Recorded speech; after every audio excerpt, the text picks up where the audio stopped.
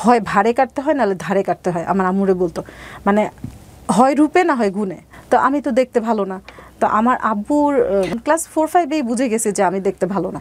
তো এছাড়াও আমার মানে মাঝে মাঝে মনে হতো সুইসাইড করে ফেলি, মানে মানুষ তো বিয়ের দিন কাঁদে, আমার কাছে মনে হইতেছিল যে আমি পুরো পৃথিবীটা হাতের মুঠোয় পেয়ে গেছি। জিনিয়া সুলতানা, আর ডাক নাম হচ্ছে মিতু। সো মিতু, বয়স কত আপনার? 39। আমরা শুনবো আপনার পুরো গল্পটাই। আপনার জন্ম জেলা কোথায়? আমার ঢাকাতেই জন্ম, মিরপুরে, হোম ডিস্ট্রিক্ট ব্রাহ্মণবাড়িয়া। আমি আমার জন্ম বেড়ে ওঠা সবকিছুই ঢাকাতে। হ্যাঁ, ঢাকাতে। শুরু করেন আপনি। একেবারে ছোটবেলা থেকেই বলি, মানে যতটুকু মনে পড়ে, মানে আমাকে যেদিন আব্বু প্রথম স্কুলে নিয়ে যায়, মানে আমার আব্বুর খুব ড্রিম ছিল যে আমরা পড়াশোনায় খুব ভালো করব। মানে স্কুলে নিয়ে যাওয়াটা আমার আব্বুর কাছে অনেক বেশি উৎসবের মতো ছিল। মানে আমার আব্বু আসলে এমন একটা মানুষ ছিল যার লেখাপড়া ছাড়া পুরো পৃথিবী মানে পুরো অন্ধকার, মানে শুধু খালি লেখাপড়ার দিকে ওনার ফোকাস। আর ওনার হচ্ছে কি, উনিও ওনার পারিবারিক কিছু দায়িত্ববোধ, উনি হচ্ছে ওনার ফ্যামিলির বড় ছেলে ছিল, ওই দায়িত্ববোধের কারণে আসলে নিজে যেভাবে লেখাপড়া করতে চেয়েছিল ওইভাবে মন খুলে পড়াশোনাটা অত করতে পারেনি, যতটুকু পেরেছে ওইভাবে সব রিসোর্সগুলো হাতের কাছে ছিল না। তো যার কারণে ওনার ওই যে ওইখানে অপ্রাপ্তিটা সে আমাদের মধ্যে খুব মানে ইমপ্লিমেন্ট করার চেষ্টা করতো। তো ছোটবেলায় যখন ক্লাস 2-তে পড়তাম, মানে আমাকে ভর্তি করেছিল একবারে ক্লাস 2-তে। আচ্ছা। তো যখন ক্লাস 2-তে পড়তাম তখন আমার আব্বু ক্লাস 5-এর বই কালেক্ট করে করে পড়াতো।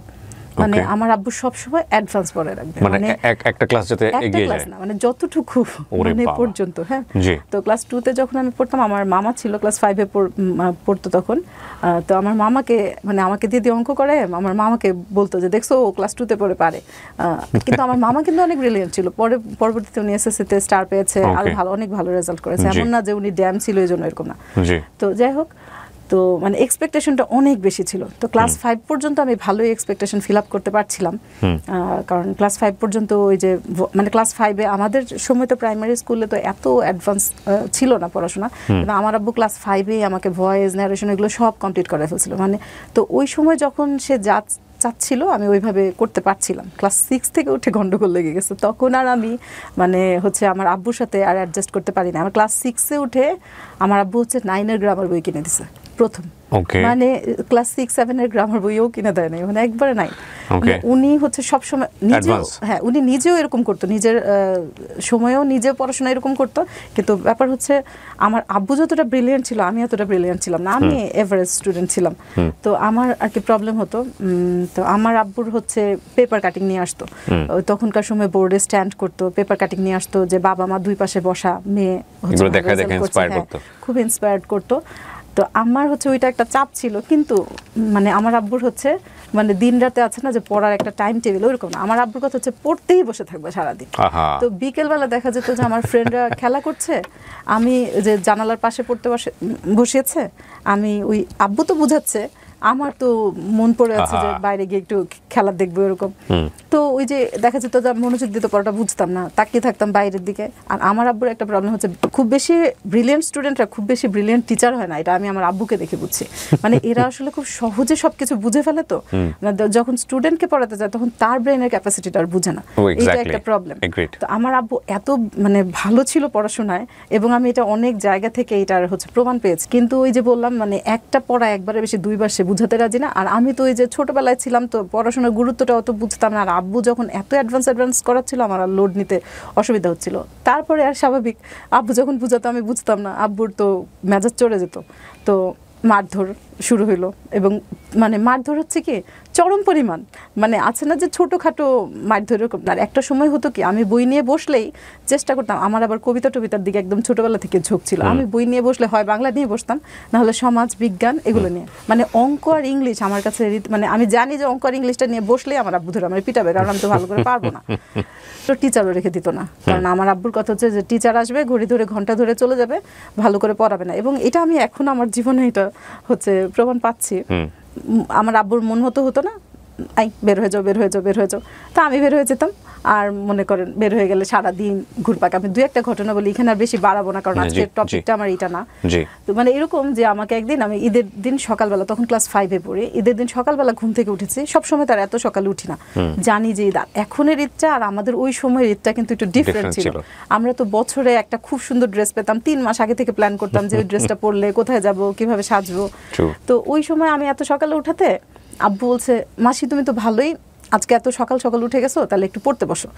এখন আমার তো ক্লাস 5-এ বসে, এখন আমি বুঝি যে আব্বু আসলে আমাকে একটু টেস্ট করতে চাচ্ছিল যে আমি বসি কিনা, কিন্তু ওই সময় তো এটা আসলে আমার বোঝার মতো বয়স ছিল না। আমি বইটা ঠিকই নিয়ে এসে বসছি, কিন্তু ঝাড়া মেরে নিয়ে এসে বসছি। এখন আমি কেন ঝাড়া দিলাম, আমি কেন মানে একটু ঝাড়ি মেরে বইটা কেন রাখলাম, আই বের হয়ে যাও, বাসা থেকে বের হয়ে যাও, বাস বের করে দিল ঈদের দিন। মনে করেন আমার জন্য, আমার আবার ইমিডিয়েট একটা ছোট বোন ছিল, মানে আমরা 3 বোন। আমার ইমিডিয়েট ছোট বোন হচ্ছে আমার থেকে প্রায় 6-7 বছরের ছোট, আর তারপরেরটা হচ্ছে আমার থেকে 10 বছরের ছোট। তো ওই সময় যখন আমার 6 বছরের ছোট বোন আর আমি, তখন ওই সময়ের জন্য আম্মু এত সুন্দর একটা ড্রেস কিনে দিয়েছিল, মানে আমি 4 মাস আগে থেকে প্ল্যান করতেছি আমি আর আমার বোনের সেম ড্রেস একসাথে পরবো। তো আব্বু তো এই ঝামেলা করলো কি, আমরা বের করে দিল, ঈদের ড্রেস শোকেসে তালা মেরে রেখে দিছে। আর এখন আমার ছোট বোন ঘুম থেকে উঠে বলতেছে কি, মা আজকে নাকি ঈদ। তো ও আর কি আমাদের ঘরে কোনো ঈদের আমেজই দেখতে পাচ্ছে না। পরে বলতেছে যে আচ্ছা ঠিক আছে ইয়ে করো, পরে ওর জামাটা ওকে পরতে দিছে। একই রকম জামা আমার বোন পরে ঈদ করতে পারছে না, কিন্তু আমি পরতে পারিনি। এটা কি পুরো দিন এরকম ছিল? না, এটা তো অনেক বেশি শাসন হয়ে গেল। শুধু তাই না, মনে করেন সারা দিন আমাকে তো ঘরে ঢুকতে দেয় নাই। আমি আমাদের বাড়িওয়ালা আন্টির ঘরে বসেছিলাম, এই একটা কর্নারে বসে বসে ওনাদের ঘরে টিভি দেখছিলাম। এর মধ্যে সবচেয়ে প্যাথেটিক যে ব্যাপারটা, আমার এক ক্লাসমেট চলে আসছে আমাদের বাসায়। এখন আসছে, ও তো আমার আম্মু আব্বুরে সালাম করবে। এখন ওরে তো আমি বলতে পারি না যে আমার আম্মু আমার বাসা থেকে বের করে দিছে। আর বলতে চাই তুই ঈদের ড্রেস পরিস নাই কেন? এখন আম্মু আমারে অনেক কষ্ট করে অন্য আরেকটা ড্রেস বের করে দিছে, ওটা তো আর ঈদের। মা বোধহয় খুব ভয় পেত আপনার বাবাকে? হ্যাঁ, আমার আব্বু খুব রাগী ছিল। আমার আব্বুকে আমার দাদা ভাইও মোটামুটি ভয় পেত, এরকম চাচারও। এবং আমার আব্বু আসলে মানে পার্সোনালিটিফুল মানুষ ছিল, এমন না যে খুব খালি মেজাজটাই ছিল, এরকম না, মানে আসলে মানুষ হিসেবে ভালো ছিল। কিন্তু আমার আব্বুর লাইফে অনেক ডিপ্রেশন ছিল আসলে। আমি এখন যেটা বুঝি, ওই সময়টা বুঝতাম না, না হলে আরেকটু ভালো রিঅ্যাক্ট করতাম হয়তো বাবার সাথে। ওই সময় আমার আব্বু মানে ব্যবসায় অনেক টাকা লস টস খেয়ে একদম একাকার, মানে আমার আব্বু প্রচন্ড ডিপ্রেসড ছিল। এবং আমি বাসায় ছিলাম, আমার আব্বু ছিল, মানে আমার আব্বুর সমস্ত মানে জীবনের যত ডিপ্রেশন সব এসে আমার উপর পড়তো। আর আমার এই যখন একটু বোঝা শুরু করলাম, তখন খালি দেখতাম যে মানে বলতো আব্বু, দেখো হয় ভারে কাটতে হয়, নাহলে ধারে কাটতে হয়। আমার আম্মুরে বলতো, মানে হয় রূপে না হয় গুণে, একটা কিছু থাকতে হয় স্পেশাল। তো আমি তো দেখতে ভালো না। তো আমার আব্বুর মানে, আপনার এই মেসেজটা কোন বয়সে ঢুকেছে যে আপনি দেখতে ভালো না? ক্লাস 4-5 বুঝে গেছি যে আমি দেখতে ভালো না। এবং এটা আপনার পারিবারিক কথাবার্তা শুনে পারিবারিক ভাবে। এবং এইটার মানেই না যে আমার আব্বু আমাকে নেগলেক্ট করতো না, মানে একটা চাপে থাকতো আমার আব্বু যে আমার মেয়েটা সুন্দর না, তাহলে আমার মেয়ের এমন কিছু যোগ্যতা আরো বেশি করে দিতে হবে যেন লাইফে অনেক বেশি স্ট্রাগল করতে না হয়। আমরা যে পরিমাণ যে ধরনের পরিবারে বড় হয়েছি, তাতে এই ধরনের ডিসকাশন খুব ইজি। এগুলো এখন কিন্তু চাইল্ড সাইকোলজিতে এগুলো খুবই সেন্সিটিভ বিষয়। বাচ্চার মানসিক অবস্থাতে এই ধরনের ডিসকাশন কত বড় ধরনের প্রভাব ফেলতে পারে, বিশেষ করে শিশু মানসিক বিশেষজ্ঞ যারা আছেন তাদের কথাবার্তা শুনলে আপনারা বুঝতে পারবেন। আমাদের সময় বাবা মায়ের এই যে ডিসকাশনগুলো, এগুলো মনে করতে এগুলো লাইফের একটা পার্ট, এগুলো কোনো ব্যাপারই না, এগুলো শুনেই তারা অভ্যস্ত, এই ম্যাচুরিটি নিয়ে তা বড় হবে। কিন্তু আজকালকের যুগের ছেলেমেয়েদের ক্ষেত্রে এগুলো ডিসকাশন ইজ ভেরি রেয়ার, এবং এটা করা উচিত না বলেই মনে করেন শিশু বিশেষজ্ঞরা। বিশেষ করে ওনার ক্লাস 4-5 যদি ওনার মাথায় ঢুকে যায় যে আমি দেখতে সুন্দর না, এবং এক ধরনের হীনমন্যতা তৈরি হওয়াটা খুব স্বাভাবিক ওই জায়গাটা থেকে। আমি জানি না ওনার ক্ষেত্রে কি হয়েছে বা উনি কীভাবে নিয়েছেন বিষয়গুলো। তারপরে কি হলো? না, প্রচন্ড হীনমন্যতা কাজ করতো। তবে মানে আমাদের 3 বোনের মধ্যে আমি সবচেয়ে দেখতে খারাপ, আমার বাকি বোনরা এত খারাপ না। আপনি কি বড় সবার? হ্যাঁ, আমি বড়। আমার আব্বু হচ্ছে ফ্যামিলির বড় এবং আমি তার ঘরে বড়। মানে আপনাকে নিয়ে কি এরকম কোনো টেনশন ছিল ছোটবেলাতে যে ওকে বিয়ে শাদী কোথায় দিব? বা শুধু বিয়ে শাদী না, মানে আমার আব্বু চাচ্ছিল যে এমন আমার ভিতরে এমন কোনো একটা স্ট্রেংথ তৈরি হোক যেন আমার ওই অসৌন্দর্যটা চাপা পড়ার মতো, মানে এটা যেন আপনার দুর্বলতা হিসেবে না হয়। কিন্তু আমার তো আসলে ওই সময়, বাট উনি আসলে যে প্রসেসে গেছে সেই প্রসেসটা রং, আমি আমার জায়গা থেকে বলবো। ঠিক আছে, এটা আপনার খুবই ভালো উদ্দেশ্য ছিল বাবা হিসেবে, কিন্তু তার মানে এই না যে একটা বাচ্চাকে ঈদের দিন এত স্ট্রেস দিয়ে ফেলবো যে ঈদের দিন তাকে আমি একটা জামা পরতে দিব না। দেখেন, ওনার কিন্তু লাইফে একটা মেমোরি হয়ে গেছে এটা। তারপরে এই যে ঘটনাটা বললাম, এটা সবচেয়ে লোয়েস্ট। এর চেয়ে অনেক বড় বড় কিছু হয়েছে। এর চাইতে যে আরো কত বিশাল বিশাল পানিশমেন্ট আমি পেয়েছি, ওইগুলো আসলে এখানে বললে আমার মনে হয় না বলাটা ভালো হিসেবে। মানে আমার বাবার প্রতি ভালোবাসা, অশ্রদ্ধা, এগুলো হচ্ছে পরের বিষয়। আমি একদিন মনে আছে, আমাদের বাসা মিরপুর 2-এ স্টেডিয়ামের কাছে, আমি একদিন হাঁটতে হাঁটতে সত্যি মানে একদম বাসা থেকে সিদ্ধান্ত নিয়েই গেছি যে আমি আজকে দূরে কোথাও চলে যাবো, একদম বাসা থেকে প্ল্যান করেই গেছি যে আমি বাসা থেকে দূরে চলে যাবো কোথাও। তো হাঁটতে হাঁটতে এখন খুব হাসি পায় ভাবলে, আসলে খুব বেশি দূর যাইনি। আমাদের বাসায় এখানে পাশে লাভ রোড আছে, ওই পর্যন্ত গেছিলাম। কিন্তু এখন লাভ রোডটা যেরকম একদম ঝকঝকে তকতকে, ওরকম তখন ছিল না, একদম খুব ঝোপঝাড়। তারপরে রাস্তার মাঝখানে একদম বেড়ার কিছু ঘরটর। তো ওইখানে যাওয়ার পর আমার হঠাৎ করে পিছন দিকে তাকিয়ে দেখি যে আমি আর রাস্তা চিনি না। পরে আমি হাঁটতে হাঁটতে হাঁটতে হাঁটতে আবার ঘুরতে, মানে আমি আর আমার বাসায় ফেরত আসতে পারিনি, কিন্তু আমার একটা ফ্রেন্ডের বাসা পর্যন্ত আমি চিনতে পেরেছিলাম, গিয়েছিলাম। তো এছাড়াও আমার মানে মাঝে মাঝে মনে হতো সুইসাইড করে ফেলি, মানে ওই সময় যা হয় আর কি। কোন ক্লাসের প্ল্যান এগুলো? মানে 7-8। আমার আব্বুকে আমি আমার আব্বু কিন্তু খুব আদরও করতে, এমন আমি আজকে শুধু খালি খারাপ গল্পগুলো বলছি না, মানে যেদিন দেখতো যে আমি খুব ভালো করে পড়ছি, আমি সেদিন তার মন ভালো থাকতো, ভোর সকালে উঠে দেখতাম আমার আব্বু সারা রাত পড়েছে, মানে আমার আব্বু 1 সেকেন্ডের জন্য ঘুমায়নি এরকম। মানে আর বইয়ের A to Z কোথায় কি নোট করা লাগবে, মানে চাইতো যে সবকিছু লোকমা তুলে আমার সামনে দিবে, আমি শুধু পড়বো আমার আব্বুর মতো এরকম। কিন্তু আমার ওই রকম আসলে মেধাটা বাকি 2 বোনের ক্ষেত্রে ওই জিনিসগুলো করতাম। ওই 2 বোনের ক্ষেত্রে হয়নি কেন, আমার আব্বু হচ্ছে আমি ক্লাস 9-10-এ পড়ি সময় আমার আব্বু লিবিয়া চলে গেছিল। তো আমার মানে বোনদের গুড লাক যে ওরা আর কি আমার আব্বুর শাসনটা পায় নাই। আর আমার আব্বুর আরেকটা বিষয় ছিল, আমার আব্বু সবসময় বিশ্বাস করতো যে আগের লাঙ্গল যেদিকে যায় পরের লাঙ্গল সেদিকে যায়, এবং সমস্ত টর্চারিং এসে আমার উপর পড়তো। তো দেখা যেত যে আমার আব্বুকে আমরা ঈদের দিন সালাম করতে যেতেও ভয় পেতাম। আমি মানে সালামটা করতে গেলে আমার আব্বু কী রিয়াক্ট করবে এটাও একটা বিষয়। আমার ছোটো চাচা আমাকে খুব আদর করতো। এবং একটা জিনিস হচ্ছে কি, আমাদের পুরো ফ্যামিলির মধ্যে আমি ছোটোবেলা থেকে বড় হয়েছি, মানে ফ্যামিলি বন্ডিংটা অনেক ভালো ছিল। আমার আম্মুর সাথে আমার ফুপির বা আমার দাদা ভাই দাদু আপার, তারপর আমার চাচাদের কখনো আমি এখনও পর্যন্ত আমার প্রায় 39 এজ, তার মানে ওনারও অনেক বয়স, কখনো দেখি নাই যে আমার দাদু ব্রু কুচকে আমার মার সাথে একটা কথা বলেছে, বা আমার মার কোনো একটা অভিযোগ আছে আমার ফুপু চাচা দাদা ভাই, ইভেন আমার দাদা ভাই মারা যাওয়ার সময় আমার আম্মুর জন্য 2 হাত তুলে দোয়া করে গেছে এরকম। মানে ক্লাস 9-10-এ আব্বু বিদেশ চলে গেল। বিদেশ চলে যাওয়াটা আমার জীবনে মানে ওই দিন আমি ঈদ করছি, মানে আমি হচ্ছে মানে সবাই জিজ্ঞেস করতে তোমার আব্বু নাকি বিদেশ গেছে, আর আমি তো মানে মহা খুশি, মানে বাবা বিদেশ চলে গেলে তো মানুষের কষ্ট লাগে, আমি তো মহা খুশি, আমি মুক্ত পাখির মতো উঠতে পারবো, আমার ইচ্ছা মতো আমি বাসায় ঢুকতে পারবো। আব্বু থাকতে তো এরকম হতো যে নিজের ঘরের টেলিভিশন দেখার জন্য আমার চুরি করে ঘরে ঢুকতে হতো। আলিফ লালা তো তখনকার সময় অনেক স্পেশাল ছিল, ওইটাও দেখতে দিত না। তো মানে অনেকে বলতো এটা কিন্তু আমার আপন বাবা, মানে এত মারধর করতো যে এলাকার সবাই জানতো যে আমার আব্বু মানে তারপরে মানে সৎ বাবা কিনা। তো এই ব্যাপারটা আমি আজকে উঠাতামই না, কিন্তু এটা সমস্যাটা আমি আরও যেটা সাফার করেছি, আমি অনেক বড় হওয়ার পরে হচ্ছে আমার আব্বুর এক বন্ধু আসছে। তো আসার পরে আর আমার আব্বুর একটা সমস্যা ছিল কি, মারবে ঠিক আছে সমস্যা নেই, কিন্তু কার সামনে মারবে সেটাও না। আছে না যে খুব ঘরোয়া পরিবেশে মারধর করলো, কে আছে সামনে, মেহমান টেহমান কিচ্ছু না, ধরে মন মানে রাগ উঠেছে ব্যাস পেটানো শুরু করে দিল এরকম। আর পেটানো মানে কি ছোটোখাটো লাঠি টাঠি না, আমি আর কি অনেক বিস্তারিত বলতে চাই না। তো যাই হোক, পরে উনি আমাকে একদিন এসে মানে আমার আম্মুর সামনে বলতেছে, উনি একটু বোকাশোকাই ছিল, তো বলতেছে মিতুকে তো ছোটোবেলায় মানে পুরো ওর আব্বু পুরো কুকুরের মতো পিটাইতো।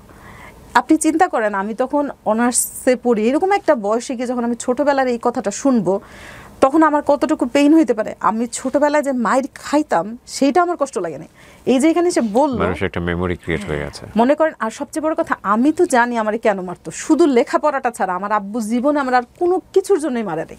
10-এ গিয়ে এক সাবজেক্টের রেজাল্ট খারাপ হয়ে গেল, ওইটা আমার জীবনে একটা খুব জরুরি ধাক্কা ছিল। আব্বুকে একটা চিঠি লিখছিলাম যে আব্বু আপনি আমার এসএসসি পরীক্ষা দেওয়ার আগে আমি লিখছিলাম যে আব্বু এইচএসসিতে আপনি আমার কেমন রেজাল্ট আশা করেন। আমার আর মানে ওই যে হায়ার সেকেন্ডারি স্কুল সার্টিফিকেট আর সেকেন্ডারি স্কুল সার্টিফিকেটের মধ্যে এইচএসসি লিখে ফেলছে। আমার আব্বু ওই চিঠি লাল কালি দিয়ে গোল দিয়ে সে লিবিয়া থেকে ওই চিঠি আবার ফেরত পাঠাইছে। মানে একটু মানে আমার আব্বু একটু অদ্ভুত টাইপের মানুষ ছিলেন। তো যাই হোক, এরপর থেকে আমার জীবনে আর এসএসসি এইচএসসি ভুল হয় নাই।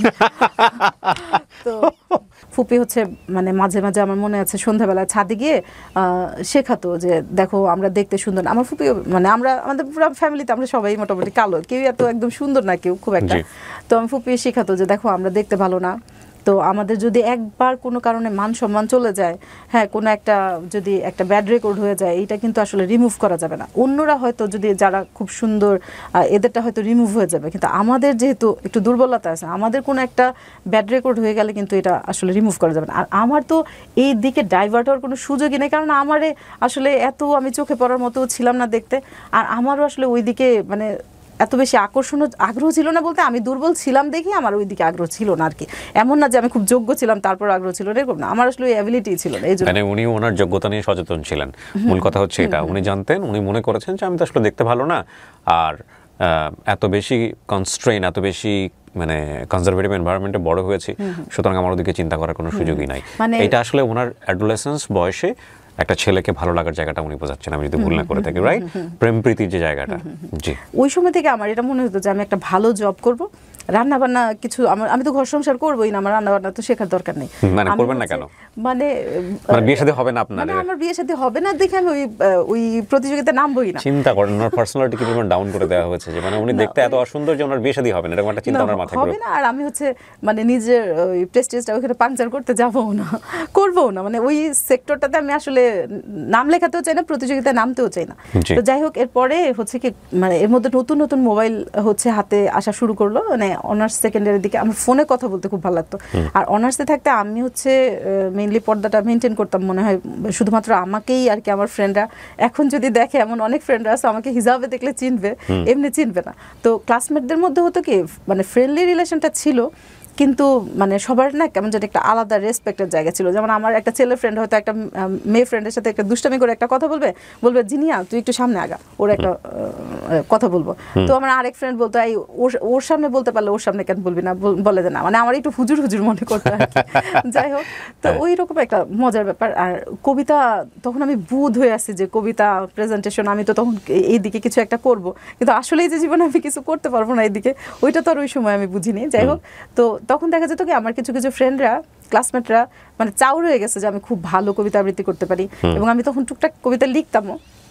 ফ্রেন্ডরা খুব উৎসাহ দিত, খুব পছন্দ করতো।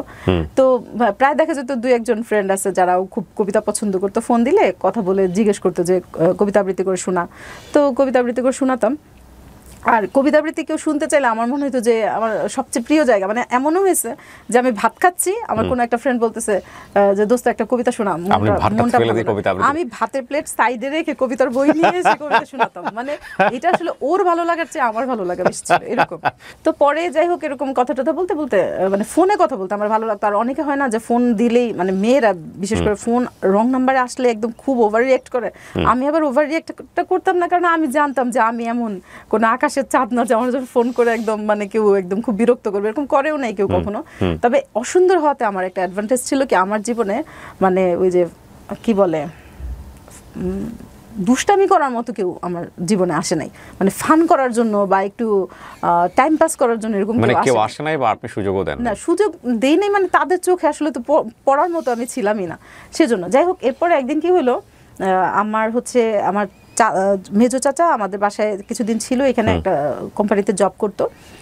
তো ওনার সাথে দেখা করার জন্য ওনার এক দূর সম্পর্কে আত্মীয় আসছিল, আমরা দুলাভাই বলতাম আর কি, দুলাভাই লাগে। দুলাভাইয়ের একজন কলিগের সাথে আমাকে একদিন কথা বলাই দিল। তো উনি কথা বলার পরে কেমন আছো, ভালো আছো, বাস এটুকুই। তো এর মধ্যে হঠাৎ করে একদিন উনি ওই দুলাভাইয়ের ওই মানে কলিগটা হঠাৎ করে একদিন ফোন দিয়ে ওনার নাম বললো যে আমি অমুক। তা আমি ওনার নামটা চিনতে পারছিলাম না, কারণ দুলাভাইয়ের কলিগ। হ্যাঁ, দুলাভাইয়ের কলিগ। আপনার আপন দুলাভাই? না না না, ওই যে আমার চাচার দূর সম্পর্কে আত্মীয়, কিন্তু মানে সম্পর্কটা খুব ভালো ছিল, উনি মানুষ হিসেবে খুব ভালো ছিল, তো ভালো লাগতো আর কি। আর উনিও খুব স্নেহ করতো। তো এর মধ্যে উনি ওই ভাইয়াটা হঠাৎ করে ফোন দিয়ে অ্যারাবিক না কেমন একটা আনকমন ল্যাঙ্গুয়েজে কথা বলতেছিল। তা আমি বলতেছি, তা আমি এক তো নামটা চিনতে পারতেছি না, আর কথা বলার পর ভালো লাগে নাই। তো এর মধ্যে উনি আমাকে মানে এর আগে আবার যখন বাংলাদেশে থাকতে কথা বলেছিল, তখন আমাকে যেদিন আমার সাথে প্রথম কথা বলেছিল, পরের 1 ঘন্টা পরে ফোন দিয়ে আমাকে বলতেছে, তুমি কি আমার নাম্বারটা কাউকে দিয়েছো? এই কথাটা শুনে আমার এত রাগ উঠছে যে আমি ওনার নাম্বার কাকে দিতে যাব। আমি একটু ক্লিয়ার করার জন্য বলি, মানে আপনার দুলাভাইয়ের কি হয় সম্পর্কে? উনি কলিগ, দুলাভাইয়ের কলিগ। সো উনি আপনার সঙ্গে কথা বলতো? হ্যাঁ হ্যাঁ। কেন কথা বলতো? না, কথা বলতো না, একদিনই বলেছে। হ্যাঁ হ্যাঁ। আচ্ছা। এবং উনি ম্যারিড, ওইরকম কোনো মানে অন্য কোনো ইন্টেনশন। সো উনি আপনাকে চার্জ করছে যে নাম্বারটা কাউকে দিয়েছে, নাম্বারটা ওনারটা কাউকে দিয়েছে কিনা। তো আমার খুব রাগ উঠেছে, এবং মানে এটা জাস্ট একটা নতুন মানুষের সাথে পরিচয় ছাড়া আর কিছু না। উনি কোথায় থাকতো ওই সময়? উনি তখন বাংলাদেশে ছিল, কিন্তু হঠাৎ করে একদিন যে বললাম না, একটা আনকমন ল্যাঙ্গুয়েজে কথা বলতেছে, পরে বললো যে উনি ইতালি চলে গেছে। হ্যাঁ, তো এখন উনি 2-1 দিন আমাকে ফোন দিয়েছে। ফোন দেওয়ার পরে ওনার পাশে একদিন ওনার এক আত্মীয় এসে কথা বলতেছে। এখন উনি ফোর্স করতেছে, জিনিয়া শোনো, আমার কি জানি বললো, কি জানি সম্বন্ধী না কি জানি বলে, ওইরকম মানে কোনো একটা রিলেটিভ আছে, পাশে কথা বলো। আমি নাম বলি, ওই ভাইটার নাম ছিল আলী ভাইয়া। হ্যাঁ, তো আলী ভাইয়া আমাকে ফোর্স করতেছে যে আমার একটা আত্মীয় আছে, কথা বলো। তো আমি হচ্ছে উনাকেই আমার আসলে সত্যি কথা বেশি একটা ভালো লাগে না। মানে আলী ভাইকে ভালো লাগে না, ভালো লাগে না কারণ হচ্ছে উনি যে আমাকে বলছে যে কাকে নাম্বার দিছে, এটা আমার খুবই প্রেস্টিজ লাগছে। তো আমি হচ্ছে ওই লোকের সাথে কথা বলবো না, কিন্তু আমি ওই পাশ থেকে শুনতে পাচ্ছি ওই লোক বলতেছে না না না কথা বলবো না, মানে উনি ইন্টারেস্ট দেখাচ্ছেন। আচ্ছা, হ্যাঁ, আমার এই জন্য আরো রাগ করতেছে। তখন আপনি অনার্সে? তখন উনি অনার্স সেকেন্ড ইয়ারে বা হ্যাঁ সেকেন্ড ইয়ারে হবে। এরকম হুট করে কেন কথা বলা দিবে? এটাই তো আমি পরে বলছি, এটা হ্যাঁ কথা বলার কারণ আছে।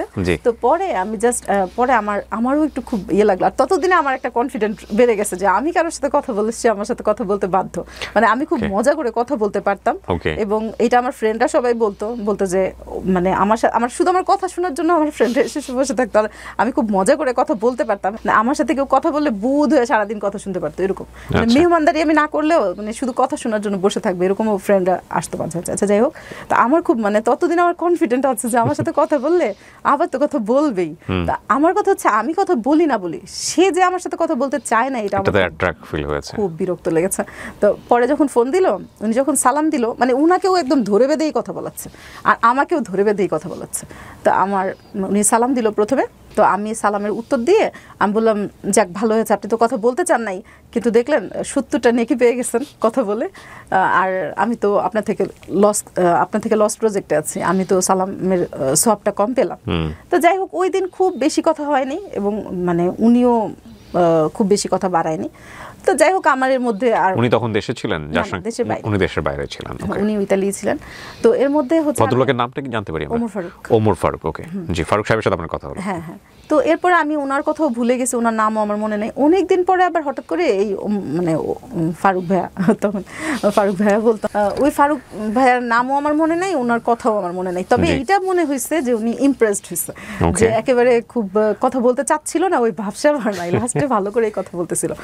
তো যাই হোক, এরপরে হঠাৎ করে একদিন অনেক দিন পর একদিন ফোন দিয়েছে। তো ফোন দেওয়ার পর আমি তো চিনি নাই, পরে বললো যে আমি আলী ভাইয়ার কি জানি লাগে এটা বললো। তো আমিও কথা বললাম। তো এর মধ্যে উনাকে না ওই যে কথা বলতে চায় নাই দেখে আমার একটু ভালো লাগছে। আর আসলে মানে কিছু ভালো লাগা মনে হয় আল্লাহ গড গিফটেড ভাবেই রেখে দেয় মনের ভিতর, মানে পৃথিবীর কাউকেই আর ওই জিনিসটা লাগে না, ওইটা কেন জানি লাগে, ওইটা আল্লাহই ভালো বলতে পারবে। তো যাই হোক, পরে কথা বললো। তো পরবর্তীতে আমি জানতে পেরেছি ও আসলে আলী ভাইয়ের কাছ থেকে ফোন নাম্বারটা নিয়েছে এটা বলে যে মিতুর তো জন্মদিন আমাকে বলছিল তারিখটা, তো আমি ওরে উইশ করবো, ওর ফোন নাম্বারটা আমাকে দেন। কারণ প্রথম দিন তো আলী ভাইয়ের ফোন থেকে কথা বলছিল, আমার ফোন থেকে তো আর বলে নাই। তো ফোন নাম্বারটা নিয়ে ওরে বলে দিছে, আলী ভাইয়ের বলে দিছে এই নাম্বারটা আর কাউরে দিয়েন না। তো এটা আমি পরবর্তীতে জানতে পারছি, ওই সময় তো আর জানতাম না। তো ফোন দেওয়ার পর কথা বলছি। আমার কথা হচ্ছে উনি তো আমার সাথে কথা বলতে চায় নাই, ওনার আমি বলাই ছাড়বো, আর কোনো কিছু ইন্টেনশন ছিল না। আমার কথা হলো আমি যদি না বলি না বলবো, কিন্তু উনি বলবে না কথা, এটা আমার কাছে খুবই প্রেস্টিজিয়াস লাগতেছিল। তারপরে যাই হোক, এরপরে কি হলো, আমরা তখন 5টা ফ্রেন্ড ছিলাম। এর মধ্যে যে বললাম না হীনমন্যতা নিয়ে কিন্তু বড় হয়েছে। অনার্সে উঠে আমার একটা ফ্রেন্ড হলো, খুবই এক্সট্রোভার্ট এবং ও দেখতে ভালো ছিল না, মানে আমাদের মতোই। এবং ওর সাথে মানে ও তখনকার সময় যতটা বোল্ড স্ট্রং, আমি ওই মেন্টালিটিতে আমি ছিলাম না, কিন্তু ওর কাছ থেকে আমি জীবনে অনেক কিছু শিখেছি, অনেক। মানে এই যে আমার হীনমন্যতাটা নিয়ে আমি নিজেই মজা করা শিখেছি ওর কাছ থেকে। এইটার আগে আমি মানে মানুষ আমাকে অসুন্দর বলার আগে আমি 10 বার বলে দিতাম, মানে অন্য কারো বলারই সুযোগ দিতাম না, সে কয়বার বলবে আমি তার আগেই বলে দিতাম, এরকম। আর এইটা আসলে তখন আর দুর্বলতা মনে হয়নি, মনে হয়েছে যে যাক, মানে আমি তো আমাকে লাইফে চাইলে সবকিছু নিয়ে এনজয় করা, হ্যাঁ সবকিছু নিয়ে, মানে ওর অবদান আমার জীবনে আসলে সত্যি কথা। ও আমাকে হাতে ধরে শেখায় না, কিন্তু আমি ওর কাছ থেকে অনেক কিছু শিখেছি। এবং আমার ছোটবেলা থেকে একটা জিনিস ছিল কি, আমার তো বড় ভাই বোন ছিল না, আমি চতুর্দিকে আশপাশ থেকে অনেক কিছু আমার ব্রেনে নেওয়ার চেষ্টা করতাম। তো যাই হোক, ওই সময় মানে দেখা যেত কি, ওই যে ফারুক ভাইয়ের সাথে কথা বলতাম, আর আমার ওই ফ্রেন্ডের নাম হচ্ছে বিথি, আমরা 5টা ফ্রেন্ড ছিলাম একদম মানিকজোর। ও যখন ফোন মানে ফারুক ভাইয়া যখন ফোন দিত, উনি যখন ফোন দিত, তখন আমার এই ফ্রেন্ডটা আমার খুব মানে মজা ছিল। আর ওর হচ্ছে বন্ধু বান্ধবটারে একদম সবাই তুই তো কারি তুমি টুবি এরকম করে বলতো। তো মানে আমরা আবার মজা করতাম, আমি আমার ফ্রেন্ডের সাথে মজা করতাম, দেখ তুইও দেখতে সুন্দর না আমিও সুন্দর না, তা আমাদের যারা বিয়ে করবে তাদের তো পুরাই লস প্রজেক্ট। হ্যাঁ, আমাদের যদি কেউ বিয়ে করে পুরাই লস প্রজেক্ট, তাহলে তুই মনে কর তুই আর আমি এক ঘরেই যাবো, তাহলে হাফ মিলে এক হয়ে যাবে। মানে এগুলো কিন্তু মজা, এমন না যে ইম্যাচুরিটি, মজা করতাম যে ঠিক আছে তাহলে এক ঘরে গেলে হাফ মিলে এক হয়ে যাবে, যা হাজবেন্ডদের আর লস হবে না। তো এরকম মজা করে করতাম। তো এই মজাগুলো আমি তো আবার সারাদিনে যা বলতাম, ফারুক ভাই যদি ফোন দিত না, ওইটা আবার বক বক করে ওইটা শেয়ার করতাম। উনি তো ওইখানে কাজ করতো সারাদিন, আর হচ্ছে মানে ফ্যামিলির সাথে তো আসলে একটা পর্যায়ে গিয়ে ছেলেরা আর ওইভাবে ফ্রিনেসটা আর পায় না।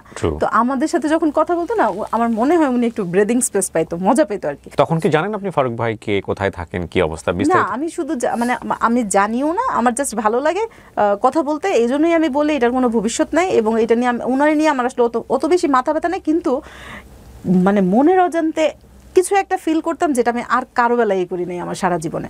এটা উনি জানতো ওই সময়টাতে? না না না না, জানতো না। উনি ফারুক ভাই কিন্তু ওই সময় এট এ টাইম আমার সাথে কথা বলতে পছন্দ করে, সেম ওয়েতে আমার বান্ধবীদের সাথেও সেম ভাবে, মানে একটা বলতে পারেন যে খুব ভালো একটা ফ্রেন্ডশিপ। আমার দুলা ভাই পরে বলেছে আমাকে যে ওই আমার চাচা আর কি বলেছে যে মিতু তো বড় হয়েছে, ওর জন্য ভালো ছেলে টেলে পাইলে দেখো।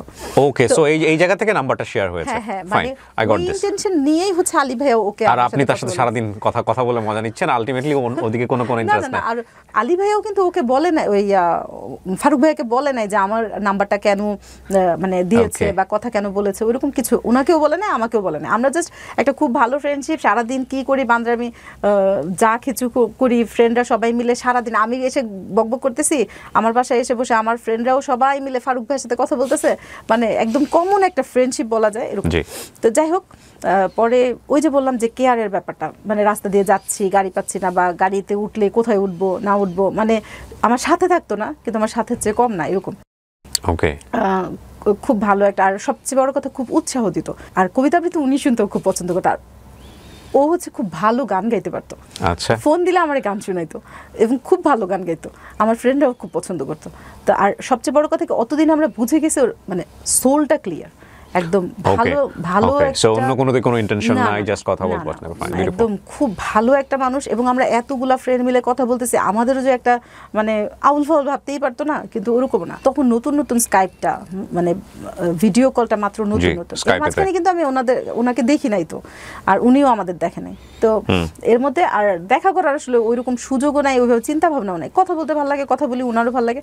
তো 2007-এর দিকে সম্ভবত, মানে 7-এর শেষের দিকে বা 8-এর শুরুর দিকে হবে, আমার ছোট খালামণির বিয়ে হয়েছিল মোবাইলে। আমার ছোট খালামণি হচ্ছে খালুজিকে দেখে নাই। আচ্ছা, তো মানে ওই দিন তখন নতুন শুনছে যে আমাদের এদিকে একটা সাইবার ক্যাফেতে কথা বলা যায়, হচ্ছে চেহারা দেখে বলা যায়। ওই সময় তো 1 ঘন্টা বসে থেকে 1 সেকেন্ড দেখা যেত না, কিন্তু অনেক মূল্যবান ছিল ওই সময়টা। আমরা সেজে গুজে গিয়ে বসে থাকতাম যে কথা বলবো, আব্বুর সাথে কথা বলার সময় আমরা এরকম করতাম।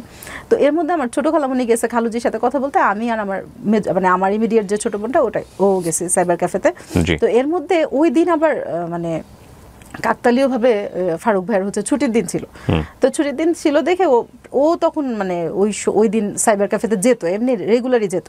তো ওই দিন হঠাৎ করে আমি তো বললাম সারা রাস্তায় আসতেছে, আমি তো মানে কথা বলতেছি, কিন্তু এর মধ্যে আমার পেটে আর এমন কিছু নাই আমার জীবনে বাকি জীবনের সাথে শেয়ার করা হয় নাই। আমি তো এর মধ্যে আমি বলতেছি আমার খালামণি তো আজকে হচ্ছে খালুজিকে দেখবে, জীবনেও দেখে নাই, বিয়ে হয়েছে কিন্তু দেখে নাই, আজকে প্রথম দেখবে। তো আমার খালাম্মা খালুজির সাথে কথা বললো, মানে 1 ঘন্টা বসে থেকে 1 পলক দেখলো। তো এর মধ্যে বলে কি, আচ্ছা তুমি এক কাজ করো, আমার ইমেল নাম্বারটা দিলাম, তুমি হচ্ছে করো, একটু বসো মেইল স্কাইপে, হ্যাঁ তখন তো স্কাইপ ছিল, স্কাইপে বসো। তো আমি তো এমনি মানে আমার খালামণিরা আমার ভাববে যে কত পাকা পাকছে, এমনি কথা বলি, কিন্তু এটা সবাই জানে, আমার আম্মু জানে, আমার বোনরা জানে। এবং কথা যে বলি আমি কোনো আড়ালে আবডালে গিয়ে বলি না, আমার বোনদের সামনে বলি। কোনো মানে কারণ হচ্ছে ওনার সাথে আমার এমন কোনো গোপন কথা নাই যেটা আমার আসলে লুকায় টুকায় বলতে হবে। সারাদিন ফাইজলামি করতেছি, আম্মার সামনে এই কথা বলতেছি। আর আমিও না খুব আশ্চর্য হয়েছি, আম্মু সারা জীবনে এত শাসনে বড় করছে, এইখানে কথা বলে না কিছু বলতো না। আমার আম্মুর সাথেও কথা বলছে, কারণ অনেক সময় দেখা যেত ফোন করলে আমার না পেলে আম্মুর সাথে কথা বলতো, আমার বোনদের সাথে কথা বলতো, মানে একদম ফ্যামিলিয়ার হয়ে গেছিল। আমি তো বসবো না, এখন তো আমি দেখতে সুন্দর না, এটার জন্য একটা হেজিটেশন আছে। আর হচ্ছে আমার খালামণি আমার ভাববে কত পাকা পাকছে। তো এই জন্য পরে আমি বলতেছি, খালামণি ফারুক ভাই বলতেছে স্কাইপে বসার জন্য, বসবো। তো বলতেছে আচ্ছা বসো। তো এখন বসছি, পরে আমি বলছি তাহলে আমি মেকআপ কিন্তু খুলতে পারবো না, এমনি বসবো, মৌসুমি আছে আমার পাশে, আমার ছোট বোন, দেখলে বসবো, সমস্যা নেই। আচ্ছা বসলাম, এখন বসার পরে বলতে চাচ্ছি একটু মেকআপটা খুলো। আপনি তখন দেখছেন ফারুক ভাইকে? হ্যাঁ, ওই ফার্স্ট দেখলেন? হ্যাঁ, ওই ফার্স্ট দেখলাম, বড় বড় চুল। তখন একটা মজার ব্যাপার ছিল, আচ্ছা ওইটা একটু পরে বলি। বড় বড় চুল, ওরে দেখে আমার মেজো বোন, মানে আমার মেজো বোন অনেক সহজ সরল, মানে হাসতে হাসতে মানে পাগল হয়ে যেতেছে এরকম অবস্থা। তো ওই পাশ থেকে ফারুক ভাই খুব আনইজি ফিল করতেছে, মজাও পাচ্ছে আনইজিও ফিল করতেছে। তো হঠাৎ করে আমি আমার বোনের দিকে তাকায় ওর মানে এক্সপ্রেশনটা দেখতে দেখতে ঘুরে তাকায় দেখি স্কাইপের চেয়ার খালি, ওই পাশে চেয়ার আর নাই, দেখি চুল বেঁধে আসছে, মানে শোল্ডার পর্যন্ত চুল ছিল আর কি, মানে বাবলি চুল ছিল আর কি। তো চুল বেঁধে আসছে, তো এখন জিজ্ঞেস করতেছে এখন চলবে, এখন আর হাইস না। তো ওইরকম আমি বাসায় আসার সময় কথা টথা বললাম খুব ভালোই, মানে এমন না যে খুব ডিসঅ্যাপয়েন্টেড হইতে দেখি নাই, আর আমিও খুব একটা ডিসঅ্যাপয়েন্টেড না। কিন্তু ততদিনে কিন্তু আমার আসলে আপনি তো মেকআপ খুললেন ওর সামনে? হ্যাঁ মেকআপ খুললাম, আমার খালামণি পারমিশন দিয়েছে খালামণির সামনে। তো আমি ভাবছি যে ঠিক আছে আজকে থেকে আর ফোন দিবে না, শিওর আজকে থেকে তো আর ফোন দিবেই না, আর আমি ফোন দিয়ে শুধু শুধু আমি হ্যাংলা হবই না, হ্যাংলামি করবো না। এর মধ্যে দেখলাম ফোন বাজতেছে, আমি তো পুরো সারপ্রাইজ যে এই চেহারা দেখে আমার ফোন দিচ্ছে, এটা আমার কাছে খুবই আশ্চর্য। আমি ফোনটা ধরে আমি বলতেছি আপনি এখনো পালান নাই? আমি তো ভাবছি আপনি আর ফোন টোন দিবেন না। পরে বলতেছে কেন, ফোন না দেওয়ার মতো কি আছে? পরে আর আমার আবার হচ্ছে পলিসিস্টিক ওভারি সিনড্রোমের প্রবলেম আছে, তো এই কারণে হচ্ছে কি আমার ওই যে পলিসিস্টিক হলে তো কিছু কিছু সিমটম থাকে, যেমন মুটিয়ে যাওয়ার প্রবণতা। তখন মোটা ছিলাম না, তখন স্লিম ছিলাম ঠিকই, কিন্তু প্রচন্ড ছিল, একনির প্রবলেমটা ছিল প্রচুর। আর ইয়ে হলে মানে পলিসিস্টিক হলে আরো কিছু কিছু মানে সমস্যা হয়, যেমন ঘাড় কালো হয়ে যায়, মানুষ স্কিনে প্রচন্ড ব্রনের স্পট হয়, হলে যেতে চায় না, আর মোটা হওয়ার প্রবণতাটা বেশি থাকে। কিন্তু ওই সময় মোটা ছিলাম না।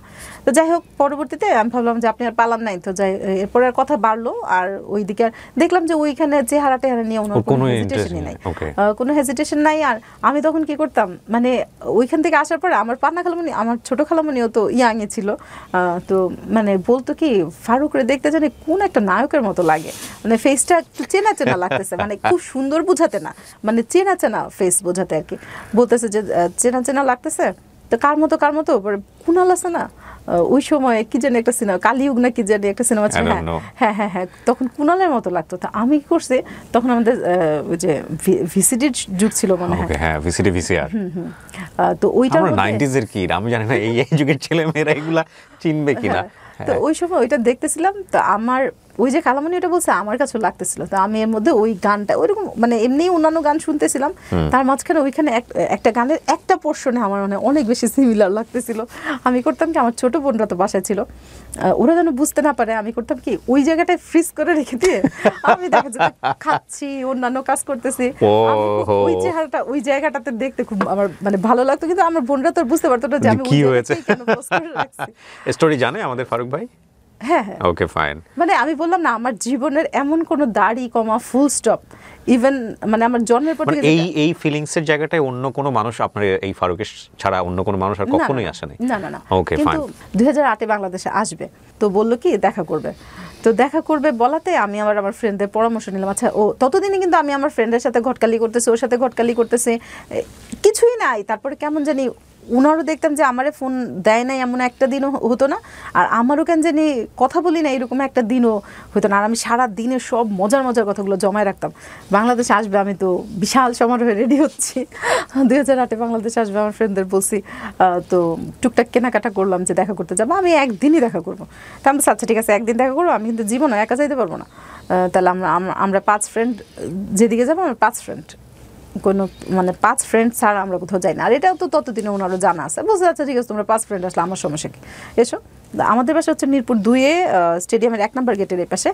আর বললাম যে তখন ওই আমি তো রাস্তাঘাট খুব একটা চিনি না, আমার ফ্রেন্ড বিথির সাথে কন্ট্যাক্ট করে যে কোথায় আসবো টাসবো, তো তখন আমরা 5 ফ্রেন্ড মিলে পুরো ফুল রেডি হয়ে গেলাম। মানে ফায়ার সার্ভিস আমার একটা ফ্রেন্ডের বাসা ছিল, ওরা আব্বু এখানে জব করতো, তো ওই আমরা ফায়ার সার্ভিসেই বসে অপেক্ষা করতেছিলাম, তো এসে হাজির হলো।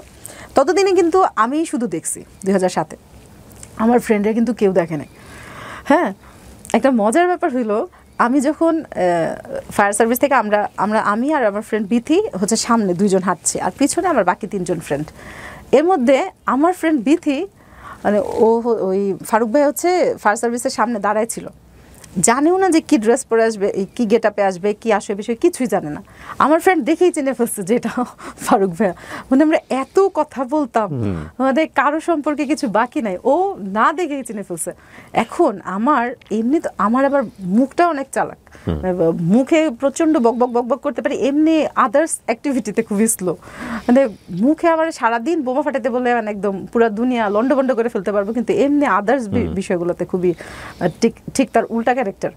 ওই প্রথমে হিজাব পরেছিলাম মনে হয়, কিন্তু মানে ওই প্রথম আর কি 3 পিস পরে বাইরে বের হয়েছে, একটু আনইজি লাগতেছিল। আর যখন আমি দেখলাম মানে ফায়ার সার্ভিসে মনে করেন ও হচ্ছে একদম গোলচক্করে এই পাশে দাঁড়ানো, গোলচত্বরে আমরা ফ্রেন্ডরা এই পাশ দিয়ে আসতেছি, আমি দুইজন, আমার ফ্রেন্ড বলতেছে এইটাই মনে হয় ফারুক ভাই হবে। আমি উনারে পাশ কাটায় রেখে সোজা চলে গেছি।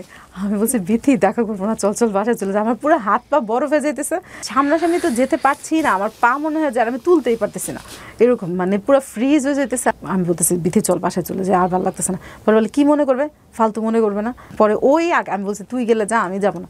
ও পরে আগে গিয়ে কথা বলছে, তো ও যেহেতু আগে গেছে তো আমার বাকি ফ্রেন্ডরা এসে হাত ধরলো, তাদের আমি একটু শক্তি পাচ্ছি, হাইটে গিয়ে সামনে গেলাম। পরে বলতেছে কোথায় যাবো, আমি তো এমনি রাস্তাঘাট চিনি না, ওরা যে নিয়ে যাবো ওইখানে যাবো। পরে সম্ভবত ওরা ধানমন্ডি লেকের দিকে যাবে প্ল্যান করলো আমার ফ্রেন্ড। তো বললো আচ্ছা, তো একটা ট্যাক্সি ক্যাব নিল, আমরা তো 5 জন। আমি খুঁজে মানে উনি তো ড্রাইভারের পাশে সিটটায় বসছে, আমি একদম খুঁজে ওনার পিছনে বসছি যেন আমার না দেখতে পারে। আর আমার ফ্রেন্ডরা তো ওই পাশে, সারা জায়গা আমার ফ্রেন্ডরা তো ঠিক মানে আমার ফ্রেন্ডরা আমার চাইতে বেশি কথা বলতেছে বাস্তবে। আর আমি হচ্ছে কেমন আছেন সালামটা দিয়েছিলাম, সালাম দিয়ে কেমন আছেন জিজ্ঞেস করার পর আর আমার মুখ দিয়ে যে আমি কি বলবো এটাও বুঝতেছি না, আর কোনো কথা খুঁজেও পাচ্ছি না। তো যাই হোক পরে ধানমন্ডি লেকে গেলাম। তো যাই হোক আমরা বসেছিলাম। ওই দিন একটা মজার ব্যাপার হচ্ছে আমরা 5 জন বসছি, ও একা বাদাম ছিলে দিচ্ছিল আর কি, চীনা বাদাম কিনে ছিলে দিচ্ছিল। আমরা 5 জন খেয়ে শেষ করতে পারতেছিলাম না, ওর বাদাম মানে এত ফাস্ট বাদাম ছিলে দিচ্ছিল, আমরা 5 জন খেয়ে শেষ করতে পারতেছিলাম না। আর একটা জিনিস ওই দিনই আমার খুব ভালো লেগেছিল, যে রাস্তা পার হওয়ার সময় মানে এত মানে খুব রেসপন্সিবল একটা মানুষ যেভাবে একদম খুব দেখে দেখে রাস্তা পার করে দেয়। ইভেন শুধু একটা মজার ব্যাপার হচ্ছে যে শুধু আমাকেই যে পার করে দিছে এরকম না, আমার সবগুলো ফ্রেন্ডকে। তো এই জিনিসটা আমার জন্য আমার জীবনে প্রথম অভিজ্ঞতা। কারণ আমি আগে দেখতাম আমার ফ্রেন্ডরা কাউকে পছন্দ করে, অ্যাফেয়ার আছে, দেখা গেছে স্বাভাবিকভাবে তার বয়ফ্রেন্ড তো তারই কেয়ার করবে, আমারে তো আর কেয়ার করা তাদের কোনো এত দায় নেই। তো সবসময় দেখতাম যে আমি পিছনে পড়ে থাকি, আমি এরকম। ওই জীবনে খুবই ওই দিনই প্রথম জীবনে খুব স্পেশাল ফিল হইলো, মনে হলো যে মানে আমাকেও খুব বেশি টেক কেয়ার করার মতো একজনকে। কিন্তু এরকম না যে ওই দিন শুধু আমাকেই রাস্তাটা পার করে দিচ্ছে, এরকম না, বাট ওইটা আমার জন্য নতুন অভিজ্ঞতা, ভালো লাগলো। তো যাই হোক ওই দিন পরে চলে আসলাম, তারপরে তো কথা বলতেছি এটা সেটা, বাসায় আসার পর আবার বকবক, কিন্তু ওইখানে কথা বলতে পারি নাই। পরে যাই হোক পরে আবার কয়েকদিন পর বলতেছে দেখা করবা। এখন আমি 2 দিন পর আমার বান্ধবীদের থেকে জোগাড় করবো 5 জন, সবাই তো কোনো না কোনো কাজে ব্যস্ত। তো ওই দিন ওকে আমি বলি নাই আমি কি জামা পরে যাব, কিন্তু ও না কাকতালীয় ভাবে আমি যে ড্রেসটা পরে বের হয়েছে ওই ড্রেসটাই পরে বের হয়েছে। ওই দিন হচ্ছে একটা শাহবাগে গিয়ে, শাহবাগের মোড়ে সিএনজিটা একটু থেমেছে, একটা ফুলওয়ালা মেয়ে আসছে। তো তখন আর কি বলতেছে যে ফুল কিনেন ভাবির জন্য কিনেন। তো বলতেছে এখানে কেউ তো তোমার ভাবি না, এরা 2 জন আমার শালি। ওই মেয়েটা কেন জানি না রাগ করে, আমার চেয়ে তো আমার ফ্রেন্ড যে বিথি ও তো আমার চেয়ে একটু ভালো দেখতে, ও কেন জানি ওইটা না বলে বলতেছে কি কে বলছে, মানে খুব রাগ হয়ে গিয়ে বলতেছে কে বলছে 2টা আপনার শালি, এইটা আপনার বউ এইটা আপনার শালি। আর মানে স্বাভাবিকভাবে একটা কেমন একটা মানে সিচুয়েশন।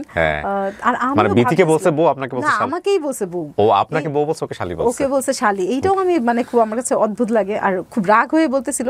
এবং আমরা 3 জনই খুবই একটু মানে অকওয়ার্ড সিচুয়েশন ফেস করছে। তখন উনি বডি বিল্ডার টাইপের ছিল আর কি, মানে আমি ঠিক যতটুকুই সাদামাটা উনি ঠিক উল্টোটা, মানে খুবই জিম টিম করতো।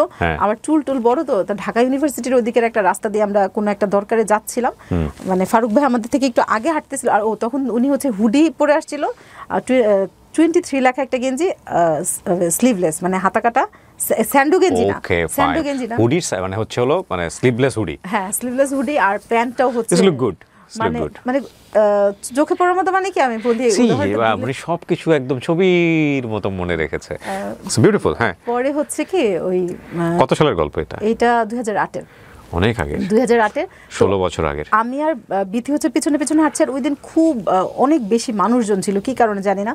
টিএসসিতে যখন আমরা হেঁটে যাচ্ছিলাম তখন পাশ থেকে ওই আশপাশের লোকেরা তো জানতো না যে আমরা একসাথে। তো মজার ব্যাপার হচ্ছে ও হেঁটে যাচ্ছিল আর আমরা একটু পিছনে। তো ছেলেরা হচ্ছে বুলি করতেছিল ভাইয়ারা, মানে ওই সময়ের জন্য উনি একটু দেখতে একটু অন্যরকম, মানে খারাপ লাগার মতো না, ভালো লাগার মতো।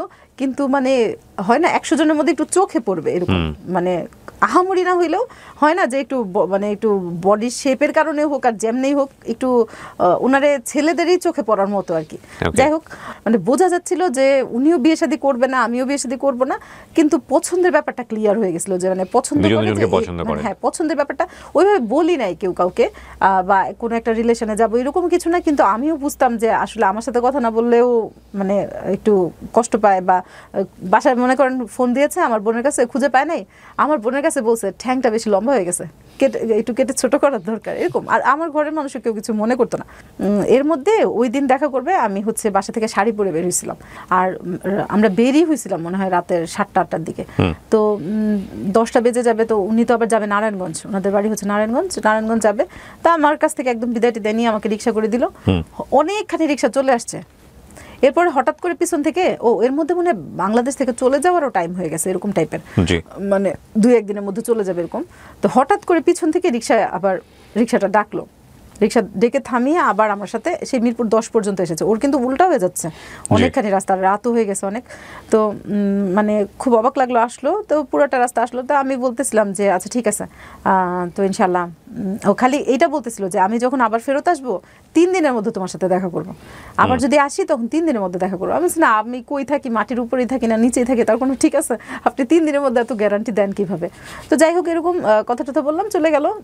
চলে যাওয়ার পর 2009-এর দিকে সম্ভবত আমার বাসায় একটা মানে পারিবারিকভাবে একটা প্রপোজালের মতো আসছিল। ওনার পক্ষ থেকে? না, ওনার পক্ষ থেকে না, অন্য কোথাও একটা বিয়ে আসছে। ওনার সাথে তো আমার কোনো কমিটমেন্টের জায়গা ছিল না।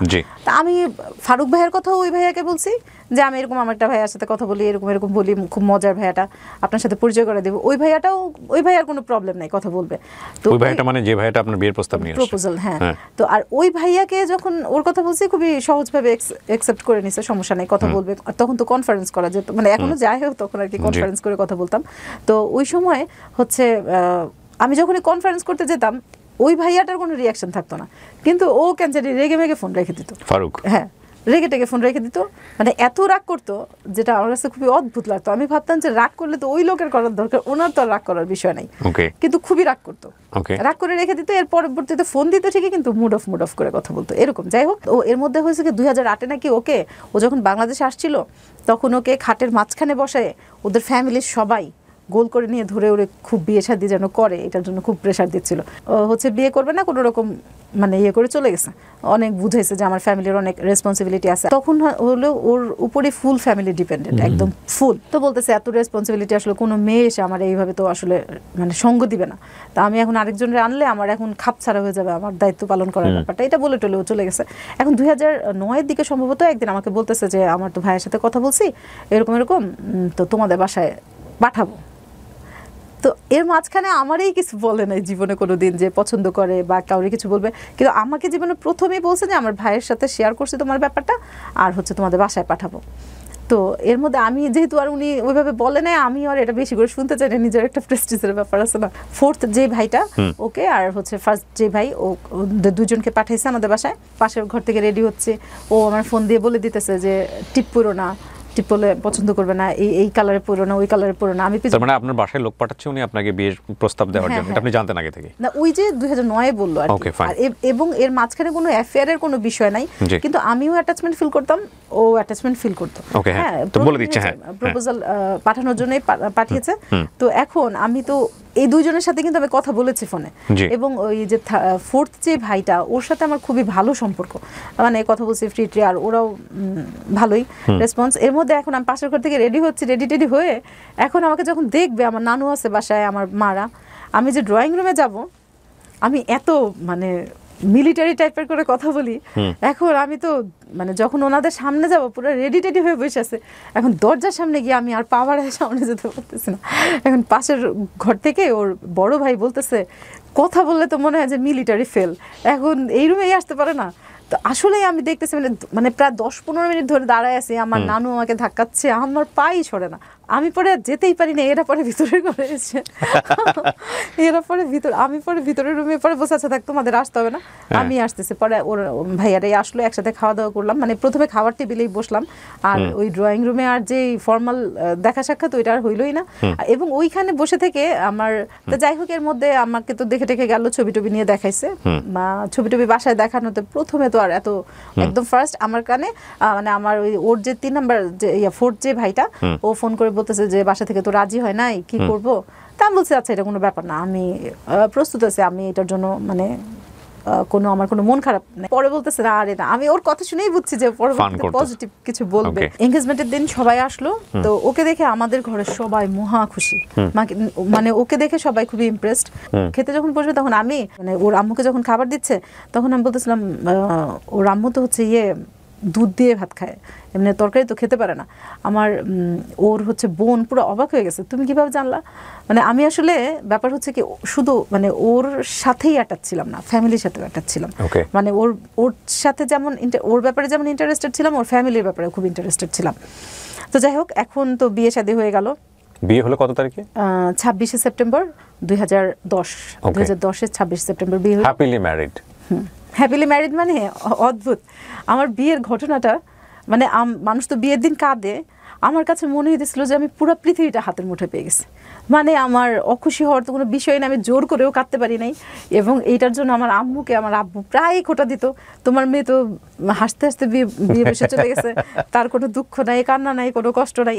এত খুশি ছিলাম আমি, এত খুশি ছিলাম মানে বলার মতো না। আর ওরা হচ্ছে পুরো বাস দিয়ে আসছিল, লোকজন যেহেতু নারায়ণগঞ্জ থেকে এত দূর থেকে আসছিল, আর হচ্ছে আমাদের বিয়ের গাড়িটা। তো প্রথমে ওর যে 4th যে ভাইটা, ও বলতেছিল যে গয়নাগাটি পরে এদিক দিয়ে গেলে ওইখান তো রাস্তা অনেক তখন একটু ছিল, রিস্কে ছিল না। বলছে না, বিয়ের কি আমি সবসময় বসবো নাকি, এইখানে গাড়ি দিয়ে যাব। তো আমি প্রথমে গাড়িতে বসেছিলাম, ও ছিল, আর তারপর আমার ওই 4th দেবরটা ছিল, আর সামনে অপরিচিত একজন। সারাটা গাড়ি আমি এত কথা বলছি, আমার মনে হয় না পুরো পৃথিবীতে কোনো বউ এত কথা বলে। আর ইভেন কথা বলার ব্যাপারটা কি, আমি আসলে এত খুশি ছিলাম, ওই খুশিটাই রিফ্লেক্ট করতেছিল।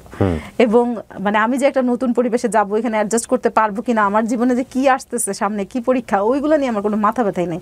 মানে আমার এইরকম একটা মানুষকে আমি মানে আমার জীবনে সত্যি সত্যি পাইছি। এবং বিয়েটা হয়েছে যে আমি না টেরই পাইনি। এর আগে আমি খুব বেশি বিয়ে অনুষ্ঠানে অ্যাটেন্ড করি নাই, আমার বিয়েটাই মনে হয় আমার জীবনে আমি প্রথম খাইছি বলা যায়। কারণ এর আগে যত বিয়ে হয়েছে আমি বিয়ে পড়ানোটা দেখি নাই, আমার যে বিয়ে হয়ে গেছে আমি টেরই পাই না আমি বিয়ের। আর সবচেয়ে বড় কথা, আমি ভাবতাম যে এটা ওর ফ্যামিলি, আমি যদি ওর ফ্যামিলিরে ভালোবাসি তাহলে ওর মনটা আমি খুব সহজে জয় করতে পারবো, কারণ বিগ লার্নিং, ওর মনটা জয় করতে পারবো। আমার আর আমিও মনে মনে ভাবতাম যে আমারও যদি একটা খুব সুন্দর একটা ভাই থাকতো, আর যদি ভাইয়ের বউটা আমার পছন্দ মতো না হয়তো, আমারও হয়তো কিছুটা থাকতো। তো জয় করার দায়িত্বটা আমার, মানে এরা আমাকে ভালোবাসবে, একদম ডালা নিয়ে বসে থাকবে আমার ভালোবাসার জন্য, এটা তো হবে না, আমার গিয়ে জয় করতে হবে, এরকম মানে মাইন্ডসেট নিয়েই আমি গিয়েছি। আমি বসে আছি, ওরা বউ ভাতের আয়োজন করতেছে, আমার বোন পাশে বসা। বড় ননাস ওই যে গাইলছিয়া বলে না, ওই যে গ্রামে গুড়ি কুটেছে, তো ওইটা দিয়ে গুড়ি কুটতেছে। ওর নাকি চিতই পিঠাটা অনেক প্রিয় ছিল, তো বলতেছে ওনার নাকি হাতে ব্যথা, তো বলতেছে যে তুমি কি গুড়ি কুটতে পারো? তা আমি বলছি না, আমি সারা জীবন ঢাকা থেকে বড় হয়েছি, আমার তো আসলে গাইলসিয়া যে দেখছি এটাই আমার জন্য ভালো, কারণ আমি অনেক গ্রামে গিয়েছি মাঝখানে। তো মানে উনি খুব বিরক্ত হইতেছে, তাহলে তো আমার ভাইয়ের পিঠা খাওয়ার দিন শেষ। মানে এবং এইটা উনি শুধু যে পিঠার জন্য বলছে তা না, আমি বুঝতে পারছি। এবং আমি কিন্তু মানসিকভাবে খুব ম্যাচিউরড ওই সময়, কারণ আমি জীবনে এত কিছু দেখছি যেটা আসলে অনেক মানুষই হয়তো বা দেখে নাই। ওই যে হাত ধোয়ানোর ব্যাপারটা, আমি তো আমার আম্মু তখন আসলে খুব নার্ভাস ছিল, কারণ আমার আব্বা বিয়েতে রাজি ছিল না। আমি 1 ঘন্টা পরে কবুল বলছি, মানে এবং 1 ঘন্টা যে চলে গেছে আমি নিজেও জানি না। আমার খালি মনে হচ্ছিল আমার আব্বুর সিদ্ধান্তের বাইরে গিয়ে যে একটা সিদ্ধান্ত নিচ্ছি, আল্লাহ জানে কেমন হয়, যদি খারাপ হয় তাহলে আমার আব্বুর জীবনে সারা জীবন একটা দুঃখ থাকবে। এর মধ্যে আমরা কয়েকটা জিনিস মানে দুজনের মধ্যে ডিসকাস করে ফেলছিলাম, যেন আমরা শুধু খালি দুজন মিলেই যেন হ্যাপি না থাকি। ও আমাকে বলছিল যে আমার চলার পথটা খুব পিচ্ছিল, আমার অনেক রেসপন্সিবিলিটি আছে। ওরে আমার ভালো লাগার সবচেয়ে মেইন কারণ হচ্ছে রেসপন্সিবিলিটি, এটাই আমার ভালো লাগছে, যে লোকটা ফ্যামিলির প্রতি এত বেশি রেসপন্সিবল, সে যদি একটু রেসপন্সিবিলিটি আমার জন্য করে, এটাই আমি ভেসে চলে যাবো এরকম। আমরা কক্সবাজারে গেলাম, তো ওইখানে গিয়ে আমাদের মানে দুজনের আন্ডারস্ট্যান্ডিংটা এরকম ছিল যে আমরা দুইজনে মিলে আসলে ফ্যামিলিটাকে গুছাবো, যতটুকু দুর্বলতা আছে এই ফ্যামিলির এইটুকু গুছাবো। আমরা কক্সবাজার গিয়েছিলাম, ও এই শখটা পূরণ করেছে নিজে, এটা আমার কোনো ইন্টেনশন ছিল না, আমি তো ঘোরাঘুরি পছন্দ করি না, কিন্তু ও খুব ঘুরতে পছন্দ করে। কিন্তু আমি একটা সুতাও কিনিনি আমরা, এটার জন্য কিনি নাই কারণ ওই সময় বিয়ের পারপাসে অনেক খরচ হয়ে গেছে। আর হচ্ছে যদি আমরা একটা জিনিস কিনি, এটা যদি আমি ঘরের সবাইকে সেম জিনিসটা না দিতে পারি, সবাই মন খারাপ করতে পারে, যেহেতু সবাইকে দিতে পারবো না আমরা, আমি একটা এমন কিছু দেখে যে স্মৃতি রোমন্থন করবো যে না এটা আমাদের কক্সবাজার থেকে কেনা বিয়ের প্রথম, ওই রকম কিছু আমরা কিনি নাই। এই রিয়েলাইজেশনগুলো আপনারই ছিল? না, আমরা দুইজনের সিদ্ধান্ত নিয়েছিলেন। হ্যাঁ, আমরা চেয়েছিলাম যে এই ফ্যামিলিটাকেই আসলে আমাদের মনে করবো, যে আর ওর রেসপন্সিবিলিটিটা ভাগ নিয়েছিলাম। That is the ultimate lesson of the story. আজকে আপনারা একটা জিনিস খেয়াল করে দেখবেন যে ওনার গল্পের যে একটা শান্ত নদীর মতো বয়ে যাওয়া, there is no ups and down, but শুনতে ভালো লাগছে, কোথায় জানি কি আছে। So message of the story আসলে অ্যাকচুয়ালি এটাই, কিন্তু এন্ডিংয়ের জায়গাটা আরও বেশি সুন্দর। আপনারা একটু সামনের দিকে যান তাহলে বুঝতে পারবেন। হ্যাঁ, ওর একটা কাজিনের সাথে ওর খুব ভালো সম্পর্ক, তো ও আবার বিয়ে নিয়ে একটু আতঙ্কগ্রস্ত ছিল যে বিয়ে করলে কেমন না কেমন হয়, সবারটা শোনে। তো ওর কাছে মানে জিজ্ঞেস করেছিল যে ফারুক ভাই বিয়ে করছেন, আপনার এক্সপিরিয়েন্স বলেন। তখন ও বলছে আলহামদুলিল্লাহ আমি দুনিয়াতে জান্নাতে আছি, এরকম। এবং আমাকেও যদি কেউ বলতো সত্যি, এবং এটা ওই যে এরকম না যে প্রথম বিয়ে করলাম 2-3 মাসে খুব মনে হইলো তারপরে বেলুনের মতো চুপসে গেল, এরকম না। ইভেন জীবনে এখন পর্যন্ত বলা যায় যে আলহামদুলিল্লাহ। সো ফ্যাক্ট হচ্ছে যে ওমর ফারুক ভাই আপনাকে বিয়ে করেছে কত বছর? বিয়ে করেছে 14 বছর শেষ হয়ে 15 বছর। 14 বছর শেষ করে 15 বছর। এই 15 বছরে কতদিন বাংলাদেশে থেকেছে? 15 বছরে হচ্ছে যদি এভারেজে বলেন বছরে 2 মাস করে, তাহলে হিসেবে 14 দুগুণে 28 মাস। কিন্তু মানে একটু লাকি আমরা, আপনার আসলে সংসার হচ্ছে একসাথে থাকা 28 মাস 14 বছর। কিন্তু এখানে আবার একটা ওই যে সবার ওই যে বলে না কারো পৌষ মাস কারো সর্বনাশে, কোভিডের সময় এসে আটকা পড়েছিল 1.5-2 বছরের মতো 2-3 ধাপে, সেটা আপনার পৌষ মাস টোটাল। হ্যাঁ, আমার জন্য ওইটুকু লাকি টাইম। এবং ওই সময়টুকুতে যদি সত্যি আমি না পেতাম কাছে, তাহলে আমি বুঝতামই না যে আসলে হাজব্যান্ড ওয়াইফের মানে কনজুগাল লাইফটা আসলে কি হয়। কারণ আমি দেখতাম যে ও বাংলাদেশে আসছে, যখনই আসতো আমার কাছে অচেনা লাগতো, কারণ আমার মানে ওর সাথে তো কথা বললেই আমার খুব চেনা লাগতো, দেখলেই অচেনা লাগতো, চিনতে 1 সপ্তাহ 15 দিন চলে যেত, এর মধ্যে ওর যাওয়ার সময় হয়ে যেত। মানে যতবারই আসতো আমার কাছে ততবারই নতুন মনে হতো। এই বিয়ের পরে ওই যে কোভিডের সময় এসে যে আটকা পড়ে গেল দেশে, তখনই আর কি বুঝলাম যে না আসলে হাজব্যান্ড ওয়াইফের সম্পর্কটা এমন হয়, মানে একটু গোছানো একটা পাখির বাসার মতো একটা কিছু হয়। তার আগ পর্যন্ত খালি আসবে মেহমানের মতো আর কি। তো সেই হিসেবে আমার জীবনের 10 বছর নাই, 14 বছর সংসারের মধ্যে থেকে 10 বছর নাই। আর এই 10 বছরটাও বেড়েছে হচ্ছে যে কোভিডের সময় 1.5-2 বছরের কারণে। তো যাই হোক, পরবর্তীতে অসাধারণ একটা সম্পর্ক, ওর সাথে আমার কোনো ক্লাশ হওয়ার কিছু নেই। কিন্তু 3 বছর 4 বছর হয়ে গেল, আমার বাচ্চা কাচ্চা পৃথিবীতে এসে পড়লো। কিন্তু মানে সবাই খালি বলতো আল্লাহ এত দূরে হাজবেন্ড থাকে, কষ্ট হয় না। মানে এই কষ্ট হয় না মানেই তো হচ্ছে আর কি মানে তা আমি বলতাম কি আমার বর হচ্ছে ঈদের মতো বছরে 2 বার আসে। তো এইটা সবাই খুব মজা পেত। তো যাই হোক, আমার ওই মানে দেরি করে আসবে তাড়াতাড়ি আসবে এইগুলো ব্যাপার ছিল না। কিন্তু আমার একটা কষ্টের জায়গা ছিল কি, ততদিনে কিন্তু আমার অনেক বেশি একটা স্ট্রাগলের জায়গা ছিল কি, আমার আব্বু ওই যে রাগ করেছিল না, রাগ করে থাকাতে আমাদের বাসায় কিন্তু ফাইন্যান্সিয়ালি কোনো সাপোর্ট আমার আব্বু ওই সময় আর করছিল না, রাগ করেই করছিল না। যে আমার আব্বু চাচ্ছিল যে আমি টাকা পয়সা দিব না, তাহলে আর বিয়ে শাদী দিতেও পারবে না, হ্যাঁ এখানে বন্ধ হয়ে যাবে, আমার আব্বুর ইচ্ছাটা পূরণ হবে। কিন্তু ওই আমার আম্মু যেভাবেই হোক বিয়েটা দিয়েছিল। কি আমার বাবার বাড়িতেও কিন্তু তখন আমার অত বেশি অঢেল টাকা পয়সা নাই। হ্যাঁ, আমি যেহেতু আমার হাজবেন্ডকে বলে দিছি যে আমি আপনাকে হচ্ছে কোনো প্রেশার দিব না, আমি কিন্তু প্রচুর পরিমাণ অর্থ কষ্ট করতেছি তখন। ঠিক আছে, আমি এসে দেখতাম আমার শ্বশুর বাড়িতে বাজার মানে হচ্ছে উপচে পড়তেছে, এবং তাদের হচ্ছে মানে এমন না যে 4টা ভাই বেকার ছিল দেখে ওরা কোনো অর্থ কষ্ট করছে, খাবারের কষ্ট করছে, কোনো কিছু না, অঢেল। কিন্তু আমি কিন্তু প্রচন্ড কষ্ট করতেছিলাম। 12 টাকা রিক্সা ভাড়া, 15 টাকা মানে 15 টাকা চাইলে আমি এরপর থেকে আমি জীবনে স্কুলে কলেজে থাকতে বাসে চড়ি নাই, আমি লেগুনাতে চড়া শুরু করেছি। তো এই কথাগুলো আমার হাজব্যান্ডকেও আমি ওই সময়টায় বলি নাই, পরবর্তীতে বলেছি। তো আমার এই দিকের কষ্টটা আমি হাজব্যান্ডকে বলতে পারতাম না, কারণ ভাববে যে বাবার বাড়িতে আছে, আবার তাহলে আমার বাবা মা ছোট হবে। আবার বাবা মার কষ্টটা হাজব্যান্ডকে বলতে পারতাম না, কারণ বাবা মার কষ্টটা হাজব্যান্ডকে বলতে পারতাম না, ভাববে যে বাবার বাড়িতে আছে আবার কিসের কষ্ট। ও তো ভাবতেই পারতো না যে আমি কি পেইনটাতে আছি। আবার আমার হাজব্যান্ডের এই যে ফাইন্যান্সিয়াল যে ব্যাপারটাতে আমাকে যে সাপোর্টটা ওইভাবে দিচ্ছে না, এইটা মাকেও বলতে পারতাম না, কারণ আমি তো নিজে পছন্দ করে বিয়ে করছি।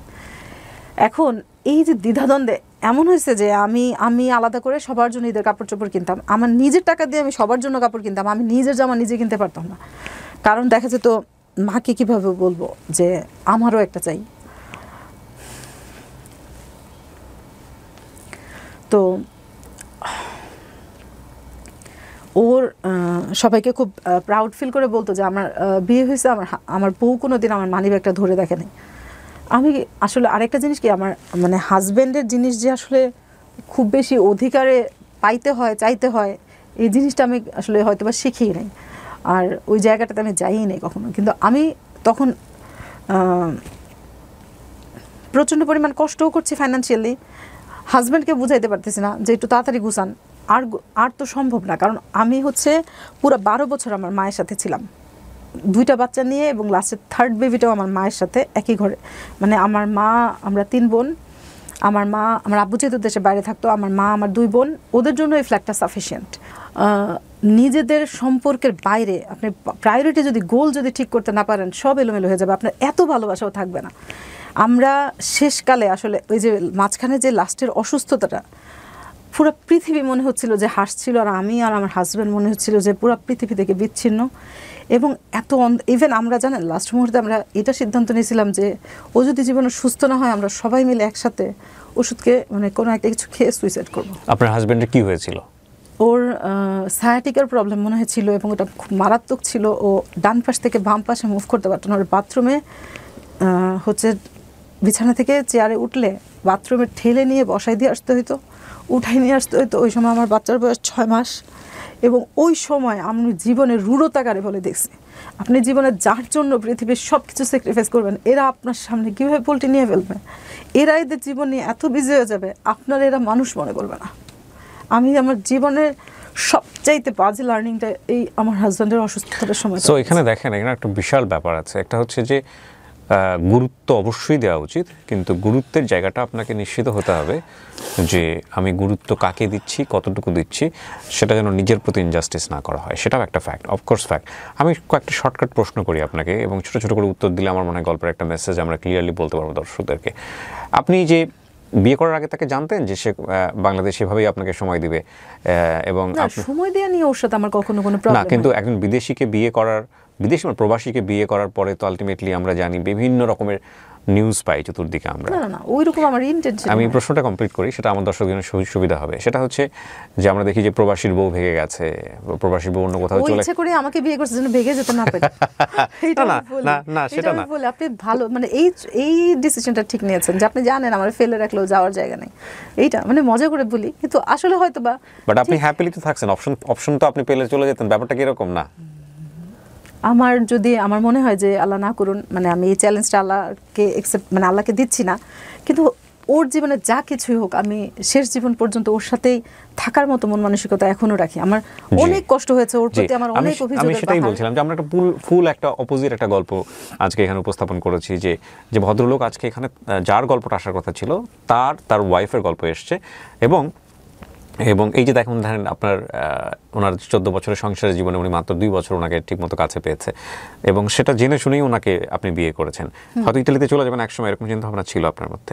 না ইতালিতে যাওয়ার মতো হলে তো আরো আগে যাওয়া যেত। এবং উনি গিয়ে প্রথম দিন থেকে ওনার টার্গেট ছিল যে ওনার পরিবারটাকে কিভাবে হ্যাপি করা যায়, কারণ পরিবারকে হ্যাপি করলে ওনাকে হ্যাপি করা যাবে। কতটুকু পেরেছে, কতটুকু পারেনি, এই যে চেষ্টাটুকুই তো অসাধারণ। আর জীবন গল্পের আসলে আপনি পুরোটুকু কোনোভাবেই এখানে উপস্থাপন করতে পারবেন না। আমি বরং এই জায়গাটাই ফোকাস করতে চাই আজকের এই গল্পে, সেটা হলো যে হ্যাঁ, পাওয়া আছে, না পাওয়া আছে, সংসার জীবনের ত্যাগ আছে, তিতিক্ষা আছে, কিন্তু এই যে মিউচুয়াল রেসপেক্টটুকু, মানে উনি ওয়াইফ হিসেবে ওনার হাজব্যান্ডের প্রতি, এবং পারিবারিক দায়িত্ববোধের জায়গাটা থেকে যে চিন্তাটা করা যে ওনার সাথেই আমার পুরো জীবনটা কাটবে, এবং বছরের পর অপেক্ষা করে একজন প্রবাসীর বউয়ের কি থট হয় প্রবাসীর হাজব্যান্ডের প্রতি, কিভাবে সম্পর্ক হয়, সেটার কিছুটা হলেও আমরা আজকের গল্পে ধারণা পেয়েছি। আপনি গল্পটা কেন বললেন আমাদের এই সোশ্যাল মিডিয়াতে? আসলে আমার চাইতে ভালো আরো অনেক মানুষ থাকে, ওইটা বিষয় না। আমি আমার ফ্রেন্ডদের সাথে যারা খুব ক্লোজ তাদের বলি যে আল্লাহ আমাকে একটা জান্নাত দিছে, কিন্তু চাবিটা আমার কাছে নাই।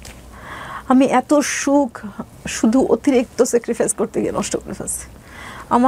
আমি কতটা ভালো থাকতে পারতাম যদি আমি এতটা স্যাক্রিফাইস না করে আরেকটু স্যাক্রিফাইসের জায়গাগুলো কমায় রাখতে পারতাম। স্যাক্রিফাইস করার নেশা আমার হাজব্যান্ড আর আমার এমনভাবে পেয়ে বসছিল, এখন আমারও অর্থের জন্য কোনো কষ্ট নাই যে আমার হাজব্যান্ডের টাকা নাই, 26 বছর রোজগার করার পর আমার বাচ্চারা স্কুলে কষ্ট করে রিক্সায় একসাথে 3 জন বসে যায়, আমার বাচ্চাদের আমি আমার পছন্দ মতো কিছু দিতে পারি না। স্কুলে আমার হচ্ছে 100 প্রতি বছর স্যারদের কাছে রিকোয়েস্ট করতে হয়, স্যার প্লিজ বেতনটা একটু স্যাক্রিফাইস করেন। সবাইকে ভালো রাখতে গিয়ে আমি আর আমার বাচ্চারা ভেসে গেছে।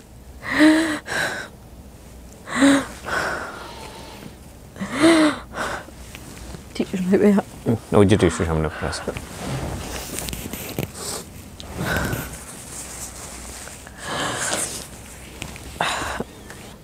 নিজেদের জীবনে আসলে এত ঝড় আসতে দেওয়া উচিত না। নিজেদের জীবনে অন্তত এই হাজব্যান্ড ওয়াইফের সম্পর্কটাকে একটু পাশে রেখে অন্য জায়গাগুলোকে একটু সেকেন্ড প্রায়োরিটিতে রাখা উচিত। আমি বলছি না যে দায়িত্ব পালনের জায়গা না, কিন্তু আপনি জীবনে কাকে প্রায়োরিটি দিবেন এটা অনেক ইম্পর্টেন্ট।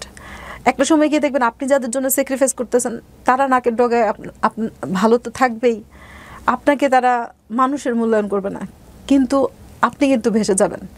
জীবনের জায়গাটা ঠিক করতে হয়। এত ভালোবাসার পরেও ভালো থাকা যায় না কখনো, যদি আপনি আপনার গোলটা ঠিক করতে না পারেন।